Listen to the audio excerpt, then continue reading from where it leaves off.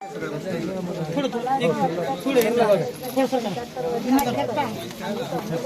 करता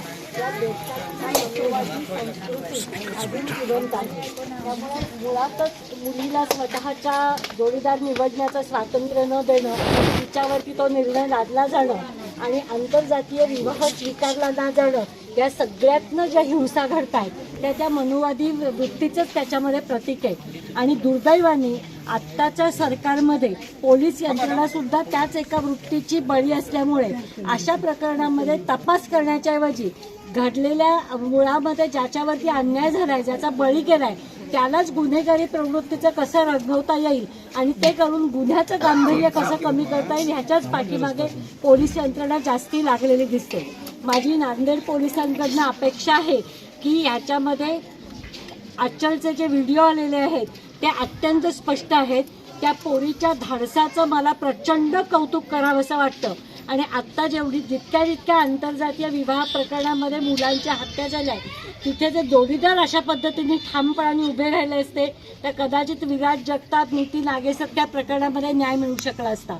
आत्ता आम्हाला चिंता आहे की आचलच्या आणि संपूर्ण सक्षमच्या कुटुंबाच्या सुरक्षिततेची चिंता आहे आणि त्यांना ताबडतोब पोलीस संरक्षण दिलं जावं अशी आमची त्याच्यामध्ये मागणी आहे. त्याच्याशिवाय जात वर्चस्वातनं होणारे हे गुन्हे त्याच्यामध्ये थांबणार नाहीत. ह्या सगळ्या लढ्यामध्ये आम्ही सक्षमच्या कुटुंबासोबत आणि आचलच्या कुटुंबासोबत आहोत. आणि मी बाळासाहेबांच्या आणि वंचित बहुजन आघाडीच्या वतीने आज जाहीर केलेलं आहे की आचलच्या पुढच्या सगळ्या शिक्षणाची जबाबदारी ही वंचित बहुजन आघाडी उचलेल. शाहू फुलेंच्या ज्या महाराष्ट्रामध्ये पुरोगामी असणाऱ्या महाराष्ट्रामध्ये जातीयतेची जी दरी आहे ही 75 वर्षानंतरही कमी होत नाही.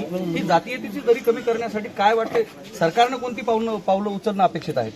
सरकारला ती दरी कमी व्हायला हवी आहे का, हा माझा पहिला प्रश्न आहे. ती जर कमी व्हायची गरज असते तर आता भीमा कोरेगाव प्रकरणाचा न्याय मिळालेला असता, पण त्याच्यामध्ये न्याय मिळू शकत नाही.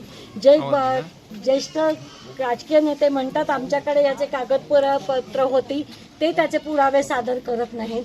त्यामुळे इथल्या सरकारला खरंच ही जातीयतेची दरी कमी व्हायला हवी आहे का ती वाढायला हवी आहे, हा मुळात प्रश्न आहे. काही शेवटचे दोन प्रश्न आहेत की आरक्षण संपवण्याची मागणी होते आणि अशा घटना घडत आहेत. आरक्षण नेमकं आहे कुणासाठी, ह्या गोष्टी समोर येणं गरजेचं आहे. काय वाटतं तुम्हाला? मला असं वाटतं की ज्या व्यवस्थेमध्ये वेगवेगळ्या ठिकाणी पोहोचण्याची शक्यता इथल्या समाज व्यवस्थेने नाकारली जाते तिथपर्यंत पोहोचण्याची शक्यता निर्माण करणं हे आरक्षणाच्या धोरणाचं प्रमुख काम आहे.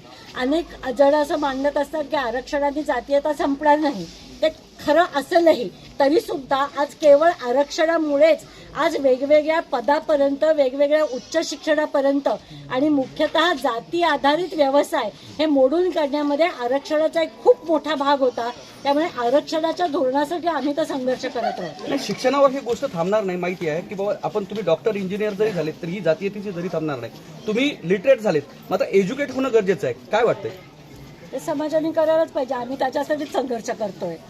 अमेरिकेसारख्या देशामध्ये ज्या वर्णव्यवस्था आहे ती काळा आणि गोरा वाद आहे, तरी त्या ठिकाणी आजही गोरे आणि काळे यांचे लग्न होतात, मात्र आरक्षण कायम आहे. त्याच्यावर तुम्हाला काय वाटतं? जागतिक लेवलवर बरेच मला असं वाटतं की हा प्रश्न आता आपल्या इथे लागू नाहीये. फक्त मला इथल्या तमाम लोकांना असं सांगायचं आहे की जेव्हा अमेरिकेमध्ये एका कृष्णवर्णीय माणसाची पोलीस हिंसाचारामध्ये मृत्यू झाला त्यावेळेला प्रचंड संवेदना व्यक्त करणारे भारतातले लोक भारतामध्ये जेव्हा पोलिसांकडनं अत्याचार होतो त्याच्या वेळेला संवेदना व्यक्त करत नाहीत, त्यावेळेला अत्याचार ज्याच्यावर झालाय त्याच्या बाजूने उभे राहत नाहीत, पोलिसांचा निषेध करत नाहीत, ही माझ्या दृष्टीने खंताची